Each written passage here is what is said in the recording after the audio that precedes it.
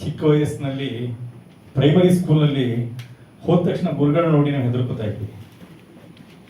ಯಾಕೆಂದ್ರೆ ನಾವು ಕಲಿತಾ ಇರುವಾಗ ಕಲಿಕೆ ತಪ್ಪಾಯಿತು ಅಂದ ತಕ್ಷಣ ಹೊಡಿತಾರೇನೋ ಅಂತ. ಇಲ್ಲಿ ಒಬ್ಬರು ಸೈಂಟಿಸ್ಟ್ ಈ ಪುಸ್ತಕದಲ್ಲಿ ವಿಜ್ಞಾನ ಏನಿದೆ ಅನ್ನೋದನ್ನ ಹೇಳಿದ್ರು. ಇಂಜಿನಿಯರ್ ಇಲ್ಲಿ ವೈಜ್ಞಾನಿಕವಾದಂಥ ಚಿಂತನೆ ಹೇಳಿದ್ರು. ಡಾಕ್ಟ್ರು ಅನಲೈಸ್ ಮಾಡಿ ಹೇಳಿದ್ರು. ಒಬ್ಬ ಅಧಿಕಾರಿಯಾಗಿ ತಾವು ಅರ್ಥ ಮಾಡ್ಕೊಂಡಿದ್ದನ್ನು ಹೇಳಿದ್ರು. ಆದರೆ ನಾನೊಬ್ಬ ಪೊಲಿಟಿಷಿಯನ್ ಆಗಿ ಇಲ್ಲಿ ಕರೆದು ಕೂರಿಸಿ ಇದ್ರ ಬಗ್ಗೆ ಹೇಳಪ್ಪ ಅಂದ್ರೆ ಏನಾಗ್ಬೋದು ನನ್ನ ಸ್ಥಿತಿ. ನಗ್ತಾ ಇದ್ದೀರಲ್ಲ ಈಗಲೇ, ಇವನಿಗೆ ಏನು ಹೇಳಕ್ಕಾಗುತ್ತೆ ಅಂತ. ಕರೆಕ್ಟ್. ಅಂದ್ರೆ ಅವರೆಲ್ಲ ಹೇಳಿದ್ರು. ಕೆಲವರು ಓದಿದ್ವಿ, 10 ಸಲ ಓದಿದ್ದೀನಿ, ಸ್ವಲ್ಪ ಅರ್ಥ ಮಾಡ್ಕೊಂಡಿದ್ದೀನಿ ಅಂತ. ಪುಸ್ತಕ ನಿನ್ನೆ ರಾತ್ರಿ ಸಿಕ್ತು ನನಗೆ. ನಾನು ಕೇಳಿದ ತಕ್ಷಣ ಓದಿದ್ದೀರಾ ಅಂತ. ಇಲ್ಲ, ನಾನು ಗ್ಲಾನ್ಸ್ ಮಾಡಿದ್ದೀನಿ ಅಂದ್ರೆ ಅರ್ಥ. ಅವ್ರು ಹೇಳಿದಾಗೆ ಪುಸ್ತಕನ ನಾನು ಡಿಕ್ಷನರಿ ಇಟ್ಕೊಂಡು ಓದ್ದೆ ಅಂದ್ರು. ಒಂದು ಡಿಕ್ಷನರಿ ಸಾಲಲ್ಲ. ಈಗ ಮೆಡಿಕಲ್ ಡಿಕ್ಷನರಿ ಬೇಕು, ಸೈಂಟಿಫಿಕ್ ಡಿಕ್ಷನರಿ ಬೇಕು.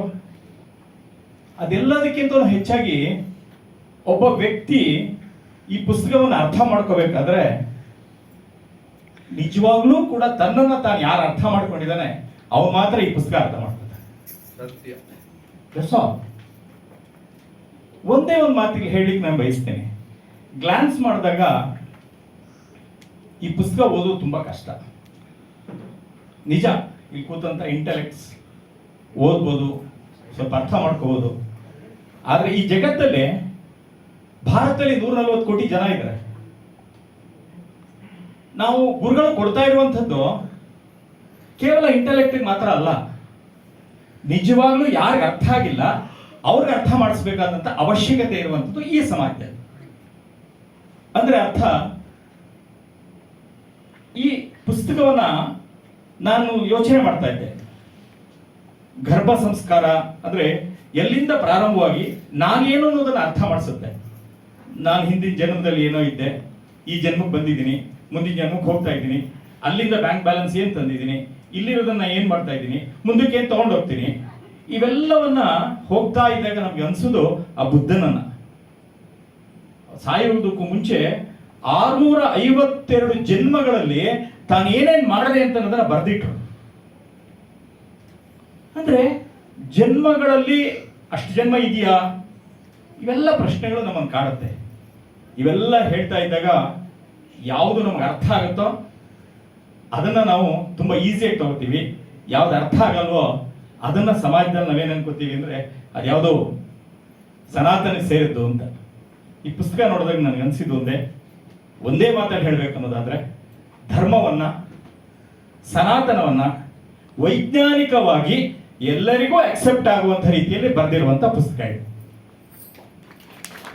ಯಾರೋ ಒಂದು ಪ್ರಶ್ನೆಗಳು ಕೇಳ್ಬೋದು, ಪ್ರಶ್ನೆಗೆ ಉತ್ತರ ಸಿಗುತ್ತೆ ಇಲ್ಲಿ.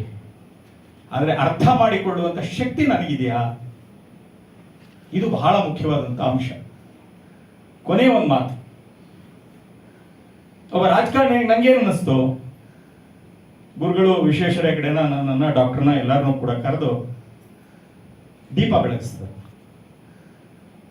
ಇಲ್ಲಿ ಅವ್ರು ಹೇಳಿದಾಗೆ 9 ತಿಂಗಳು ಅಂತ ಬಂತಲ್ಲ, ಆ ಊಂಬಿಂದ ಪ್ರಾರಂಭ ಮಾಡಿ ಮನುಷ್ಯ ಕೊನೆಗೆ ತನ್ನ ಜೀವನದ ಕೊನೆಯವರೆಗೆ ಆ 9 ತಿಂಗಳು ಹೇಗೆ ಗರ್ಭದಲ್ಲಿತ್ತೋ ಹಾಗೆ 9 ಚಾಪ್ಟರ್ ಅಲ್ಲಿ ಮನುಷ್ಯ ಆ ಹೊಟ್ಟೆಯಿಂದ ಅಂದ್ರೆ ತಾನು ಜನ್ಮವನ್ನ ತಾಳೋದ್ರಿಂದ ಕೊನೆಗೆ ಅವನು ಅಸ್ಥಿ ಆಗ್ತಾನೋ ಅಥವಾ ಭೂಮಿಗೆ ಹೋಗ್ತಾನೋ ಅಲ್ಲಿವರೆಗೆ 9 ಚಾಪ್ಟರ್ ಅಲ್ಲಿ ಪೂರ್ತಿಯಾಗಿ ಬರೆದಿದ್ದಾರೆ.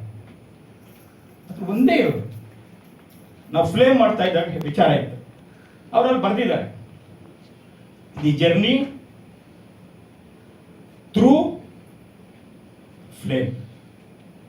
ಅಂದ್ರೆ ನಮ್ಮ ಜೀವನ ಯಾವುದ್ರ ಜೊತೆಗೆ, ಆ ಬೆಳಕಿನ ಜೊತೆಗೆ ಹೇಗೆ ಹೋಗಬೇಕು ಅಂತ ಇದೆಯಲ್ಲ, ಅದೇ ಸಾರ ಈ ಪುಸ್ತಕದಲ್ಲಿ ಇದೆ ಅಂತ ನಾನು ಅನ್ಕೊಂಡಿದ್ದೀನಿ.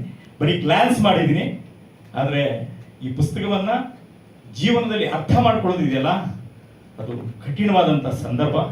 ಏಕೆಂದರೆ ಇಷ್ಟು ವಯಸ್ಸಲ್ಲಿ ಇಷ್ಟು ಅನುಭವಗಳನ್ನು ಹೊಂದದಂಥವ್ರಿಗೆ ನಮಗೇ ಅನಿಸಿದೆ ಅಂತಂದಮೇಲೆ ಇನ್ನು ಸಮಾಜದಲ್ಲಿ ಇದನ್ನು ಅರ್ಥ ಮಾಡ್ಕೊಳ್ಳುವಂಥದ್ದು ಇದೆಯಲ್ಲ ಅದು ಬಹಳ ಕಷ್ಟ. ಆದರೆ ಈ ಪುಸ್ತಕ ಬೇಕಾಗಿರುವಂಥದ್ದು ಮುಂದಿನ ಜನರೇಷನ್ಗೆ. ಕಾರಣ ಇವತ್ತು ಸಾಮಾನ್ಯವಾಗಿ ನಾವು ಅಂತೀವಿ ಐಕ್ಯೂ ಬಗ್ಗೆ ಮಾತನಾಡ್ತೀವಿ. ನಮ್ಮಲ್ಲಿ ಪೌರ ಕಾರ್ಮಿಕನಿಗೆ 20ರಿಂದ 30 ಐಕ್ಯೂ ಇದೆ ಅಂತ. ಹಾಗೆ ಡಾಕ್ಟ್ರು ಸಹಜವಾಗಿ ಅವರಿಗೆ 120ರಿಂದ 130 ಇವೆಲ್ಲವನ್ನು ಅವರು ಆ ಜೆನೆಟಿಕ್ ವಿಚಾರಗಳನ್ನು ತಗೊಂಡಂಥ ಸಂದರ್ಭದಲ್ಲಿ ಅದನ್ನೆಲ್ಲ ಹೇಳ್ತಾರೆ. ಆದರೆ ಇವತ್ತು ಸ್ಟಡಿ, ಬಹಳ ದೊಡ್ಡ ಸ್ಟಡಿ ಮಾಡ್ತಾ ಇರೋದೇನೋ, ಪ್ರಪಂಚದ ಎಲ್ಲ ದೇಶಗಳು ಕೂಡ ಸೇರಿಸಿ ಜೆನೆಟಿಕ್ ಸ್ಟಡಿಯನ್ನು ಮಾಡ್ಲಿಕ್ಕೆ ಹೊರಟಿದ್ದಾರೆ. ಇಲ್ಲಿರೋದು ಜೆನೆಟಿಕ್ ಸ್ಟಡಿ. ಲಕ್ಷಾಂತರ ವರ್ಷಗಳ ಕಾಲದಿಂದ ನನಗನ್ನಿಸ್ತಾ ಇತ್ತು, ನನಗೆ ನೆನಪು ಬಂದಿದ್ದು ಜರ್ಮನಿ. ಈ ಮಾತನ್ನು ಹೇಳಿ ನಾನು ಮಾತು ಮುಗಿಸ್ತೇನೆ. ಪ್ರಪಂಚದಲ್ಲಿ ಯಾರಾದರೂ ಕೂಡ ಅತಿ ಹೆಚ್ಚು ಇನ್ವೆನ್ಷನ್ಸ್ ನಾವು ಕಾಣ್ತೀವಿ ಅಂತಂದ್ರೆ ಜರ್ಮನಿ. ಕಾರಣ ಏನು? ಭಾರತ ದೇಶದ 7 ಲಕ್ಷ ಓಲೆಗರಿಗಳನ್ನ ಭಾರತ ದೇಶದಿಂದ ಅವರು ದೇವಸ್ಥಾನಗಳಿಂದ ಬೇರೆ ಬೇರೆ ಕಡೆಯಿಂದ ತೆಗೆದುಕೊಂಡು ಹೋಗಿ ಇವತ್ತು ಅಲ್ಲಿ ಓಲೆಗರಿಗಳನ್ನು ಅಧ್ಯಯನ ಮಾಡಲಿಕ್ಕೋಸ್ಕರ ಒಂದು ವಿಶ್ವವಿದ್ಯಾನಿಲಯ. ಅಷ್ಟೇ ಅಲ್ಲ, ಒಂದೇ ಮಾತು ಹೇಳಿದ್ರು. ಅದು ಅಂತಂದ್ರೆ ಹೇಗೆ ತಿಳ್ಕೋಬೇಕು ನಾವು? ಆ ಸೂರ್ಯನ ಹತ್ರಕ್ಕೆ ಹೋಗೋಕೆ ಅಷ್ಟು ವರ್ಷ ಬೇಕು, ಆದ್ರೆ ಒಂದೇ ನಿಮಿಷದಲ್ಲಿ ನಾವು ಹೋಗ್ಬೋದಲ್ವಾ ಅಂತ ಒಂದು ಮಾತನ್ನು ಹೇಳಿದ್ರು. ಯಾವುದರಿಂದ? ಥ್ರೂ ಅಗ್ನಿಹೋತ್ರ. ಎಸ್, ಇವತ್ತು ನಂಬಲಿಕ್ಕಾಗಲ್ಲ, ಜರ್ಮನಿಯಲ್ಲಿ ಅಗ್ನಿಹೋತ್ರ ವಿಶ್ವವಿದ್ಯಾನಿಲಯ ಇದೆ. ಉಲ್ರಿಚ್ ಬರ್ಗ್ ಅನ್ನುವಂಥವ್ರು ವಿಶ್ವವಿದ್ಯಾನಿಲಯದ ಅವರು ಚಾನ್ಸಲರ್.